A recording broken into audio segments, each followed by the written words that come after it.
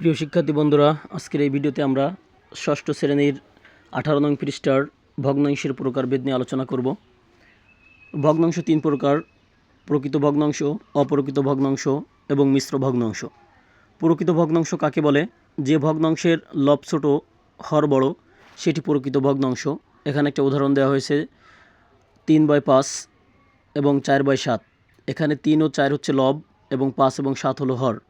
তো আমরা দেখতে পাচ্ছি লব বড়, হর ছোট। অপ্রকৃত ভগ্নাংশ কাকে বলে? যে ভগ্নাংশের লব বড়, হর ছোট, সেটি অপ্রকৃত ভগ্নাংশ।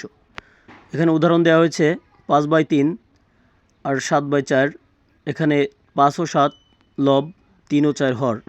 আমরা দেখতে পাচ্ছি যে লব বড় এবং হর ছোট। মিশ্র ভগ্নাংশ কাকে বলে? যে ভগ্নাংশ পূর্ণ সংখ্যা আকারে প্রকাশ করা হয় বা থাকে, সেটি মিশ্র ভগ্নাংশ। যেমন 1/3/5 এবং 1/4/7। তো এখানে 1 নম্বর একটা অঙ্কে 2/2/5কে সাধারণ ভগ্নাংশ প্রকাশ করতে বলা হয়েছে। যে কোনো ভগ্নাংশের সাধারণ ভগ্নাংশ প্রকাশ করতে গেলে কোনাকুনি সংখ্যাকে গুণ করতে হবে এবং উপরের লবের সাথে যোগ করতে হবে। যেমন 5 আর 2, 5 দুগুণী 10, উপরে আছে 2, এই 2 সাথে আমরা যোগ করব। 5 দুগুণী 10 আর 2 12, আর নিচের সংখ্যা নিচেই থেকে যাবে, নিচেই 5।